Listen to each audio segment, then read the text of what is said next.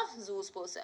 Sexual ആയിട്ടുള്ള reproduction എന്ന് പറയുകയാണെങ്കിൽ രണ്ട് ഗാമീറ്റുകൾ ഫ്യൂഷൻ നടക്കുന്നതിലൂടെയാണ്. രണ്ട് ഗാമീറ്റുകളുടെ ഫ്യൂഷൻ ആണ് അവിടെ നടക്കുക സെക്ഷൽ റീപ്രൊഡക്ഷൻ അല്ലേ.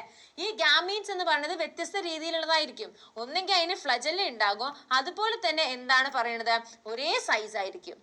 യുലോത്രിക്സ് എന്താണ് ഉലോത്രിക്സ്. അപ്പൊ നിങ്ങൾ ആലോചിക്കുക, യു എന്ന് പറയുമ്പോൾ രണ്ട് വര അല്ലെ, ഇത് ഇങ്ങനെ ആലോചിച്ചിട്ട് നമുക്ക് ഫ്ലജല്ല.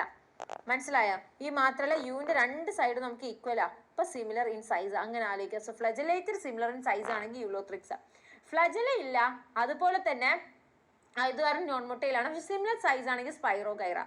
അപ്പൊ എന്താണ് സ്പൈറോഗൈറ, ഇവർക്ക് എന്താണ് ഫ്ലജല, ഇങ്ങനെയും പറ്റൂല അല്ലെ. നമുക്ക് ഇങ്ങനെ മേലക്കുള്ളാണ് ഫ്ലജല ആലോചിക്കുക കേട്ടോ. സൈഡിലുള്ള ഫ്ലജല, മേലക്കുള്ള ഫ്ലജല എന്നുള്ള ആലോചിക്കുക. ഓക്കെ, അപ്പൊ ഇതിലെന്താണ് സെയിം സൈസ് ആണ് അല്ലെ, രണ്ട് സെയിം സൈസ് ആയിരിക്കും ഉണ്ടാവുക. അപ്പൊ സിമിലർ ഇൻ സൈസ് ആണ്, പക്ഷെ ഫ്ലജല ഇല്ല. അതിന് ഉദാഹരണമാണ് സ്പൈറോഗൈറ. അപ്പം ഇത്തരത്തിലുള്ള റീപ്രൊഡക്ഷൻ നമ്മൾ പറയുന്ന പേരാണ് ഐസോഗാമസ്. സെയിം സൈസ് ആണ്.